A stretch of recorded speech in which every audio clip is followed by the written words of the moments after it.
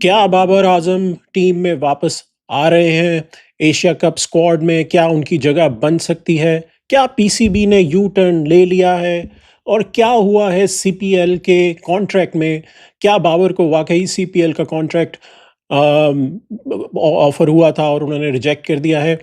इन सब के ऊपर लेकर आज हम आपसे बात करते हैं। पहले, क्या बाबर टीम में वापस आ रहे हैं? देखिए, जब टीम अनाउंस हुई थी तो उस वक़्त सोशल मीडिया के ऊपर बहुत ज़्यादा क्रिटिसिज़्म पाकिस्तान की जो सिलेक्शन कमेटी थी उसके ऊपर हुआ।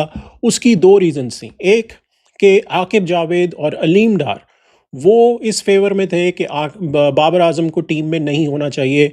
अज़हर और असद शफ़ीक जो दूसरे 2 सेलेक्टर्स थे, उनका ये मानना था कि बाबर को टीम में होना चाहिए। So there was a deadlock.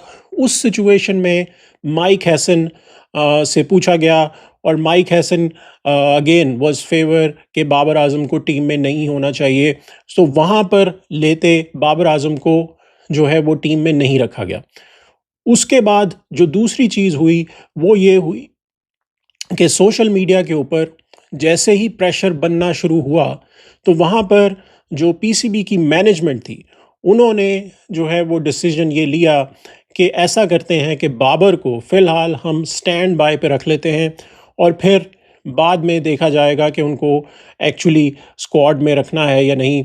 सो ये जो चीज़ है इसके ऊपर जो डिटेल है वो ये आ रही है कि फ़खर ज़मान की जो इंजरी है उसको लेते अभी तक ये चीज़ कंफर्म नहीं हुई कि वाकई फ़खर ज़मान जो हैं वो फ़िट हो चुके हैं या नहीं, बिकॉज़ उनकी हैमस्ट्रिंग ग्रेड 1 इंजरी थी तो वो 1.5 हफ्ते तक 2 हफ्ते तक रिकवर हो जाता है। प्लेयर अगर उसको ये इंजरी हो तो उसको लेते तो फ़खर ज़मान को फ़िट हो जाना चाहिए, लेकिन अभी तक ऑफिशियली हमें ये चीज़ नज़र नहीं आई। अभी तक हमने फ़खर को प्रैक्टिस करते हुए नहीं देखा।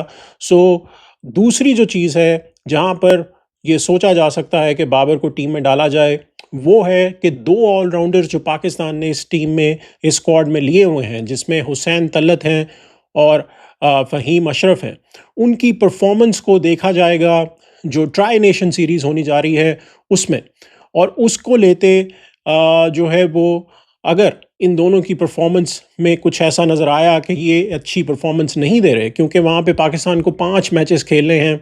मोस्ट लाइकली अगर पाकिस्तान फाइनल में पहुंचता है तो 3 मैचेस हो सकता है कि वो अफगानिस्तान से खेले और 2 मैचेस यूएई के साथ खेले। तो वहाँ पर हर प्लेयर को चांस दिया जाएगा और उनकी परफॉर्मेंस को एवेल्युएट किया जाएगा और उसमें चांस हो सकता है कि बाबर को इन दोनों में से किसी एक की जगह स्टैंड बाय पे पीछे रखा जाए, स्क्वाड में लास्ट मोमेंट पे डाला जाए। लेकिन जो एसीसी की गाइडलाइंस हैं वो क्या कहती हैं? एसीसी की गाइडलाइंस में फ़िलहाल जो 2025 का एशिया कप है उसमें ये मेंशन है कि जो डेडलाइन है स्क्वाड की अनाउंसमेंट की, जो सारी की सारी टीमें हैं वो अनाउंस करें, वो 28 अगस्त है। लेकिन उसके बाद ये प्रोविज़न ज़रूर रहती है कि अगर कोई प्लेयर इंजर्ड हो जाए तो उसमें फिर टीम्स जो हैं वो अगर उनके पास स्टैंड बाय प्लेयर्स हैं, रिज़र्व में प्लेयर हैं, तो उनकी रिप्लेसमेंट वो रिज़र्व प्लेयर से ले सकते हैं। जैसे इंडिया का स्क्वाड है तो उसमें भी रिज़र्व प्लेयर्स अनाउंस किए गए थे, जैसे जायसवाल जो हैं वो रिज़र्व्स में हैं। ये चीज़ जो है उसको लेते ये चांस बन सकता है कि पाकिस्तान जो है वो रिज़र्व्स में या स्टैंड बाय में जो है वो बाबर को अनाउंस कर दे और वहाँ पर एंड में चांस हो सकता है कि कोई ऐसा मौका बने तो बाबर जो है वो प्लेइंग 11 में आ सकते हैं स्क्वाड के थ्रू। These are the rumours. दूसरी जो चीज़ है वो ये है कि क्या सलमान अली आगा वाकई चाहते हैं कि बाबर टीम में आए?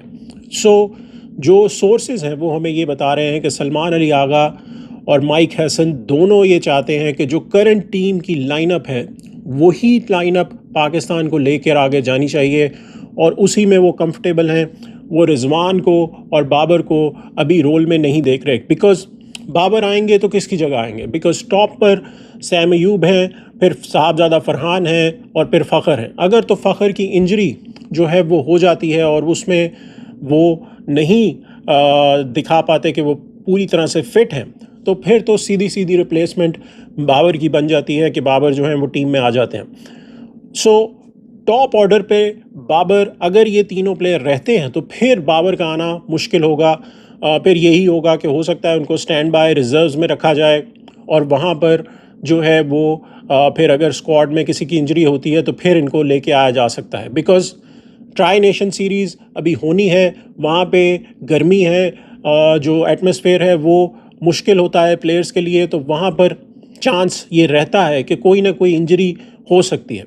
और दूसरा जो है, मैंने आपको पहले बताया कि सोशल मीडिया पे जो प्रेशर है, जो आकिब जावेद पे प्रेशर है और जो पीसीबी पे प्रेशर है कि बाबर को टीम में होना चाहिए, उसको लेते भी पाकिस्तान टीम में हो सकता है कि उनको रखा जाए। सो इसको लेते जो सीपीएल की न्यूज़ है वो ये है कि सीपीएल में जैसे रिजवान जो हैं वो जा चुके हैं सीपीएल में, वो खेल रहे हैं, लेकिन बाबर को ये कहा गया है कि वो स्टैंड बाय पे रहें, सीपीएल में अभी वो ना जाएं। सो ये एक और चीज़ है जो कंफर्म करती है कि बाबर के बारे में सोचा जा रहा है, पीसीबी इसके ऊपर बिल्कुल नज़र रख रहा है। सो ये है न्यूज़ दोस्तों। नसीर जावेद चैनल पर बने रहिए। Thanks for watching. ज़रूर सब्सक्राइब कीजिए, कमेंट कीजिए कि आपको क्या लगता है कि बाबर को स्क्वाड में होना चाहिए या नहीं। Thanks for watching. मिलते हैं अगली वीडियो में।